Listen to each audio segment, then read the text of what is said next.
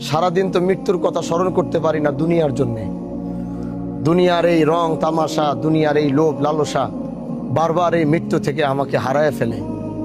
অন্তত জানাজার ওই মজমায় দাঁড়ায়া যখন লাশটা সামনে নিয়ে কথা বলি, ওই কয়টা মিনিট আমার ভিতরে এই কথাই থাকে যে হামজালা তুমি কিচ্ছু না, তাকায় দেখো শুয়ে আছে।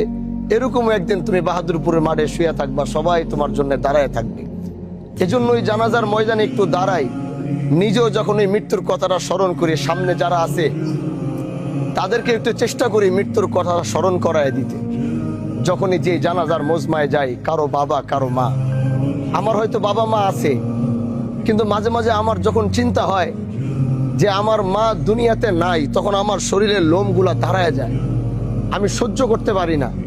মা হারানোর এই বেদনা, বাবা হারানোর এই বেদনা আমার ভিতরে হয়তো নাই, এখনো তারা বাইচা আছে, কিন্তু এই শব্দটা আমি মনেও করতে পারি না, চিন্তাও করতে পারি না। আজ এই মজমায় যারা দাঁড়িয়েছেন, যিনি হারিয়েছে সে বুঝবে এই বেদনাটা কেমন, এই কষ্টটা কেমন। আল্লাহ তাদেরকে সবরে জামিল দান করে, বলে না আমিন।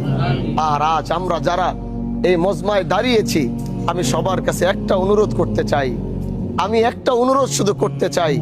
পৃথিবীর সব কিছু থেকে পালানো গেলেও আল্লাহর কসম, उस जात की कसम जिस पे हाथ पे मेरी जान है, আমি ওই জাতের কসম করে বলতেছি যার কাছে আমি হানজালার জানটা আছে, আমার হায়াতটা যার হাতে, আমি ওই জাতের কসম করে বলছি, একমাত্র এই জিনিস থেকে, এই মৃত্যু থেকে পৃথিবীর কেউ বাঁচতে পারে নাই, পৃথিবীর কেউ বাঁচতে পারবে না।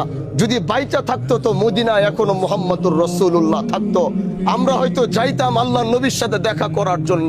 নিজের কিডনিটা বেচা হইলো নবীর সাথে দেখা করতে যাইতাম, নিজের ঘরের ভিটা জমি বিক্রি করে হইলো মদিনায় এসে নবীর সাথে মোলাকাত করতে যাইতাম।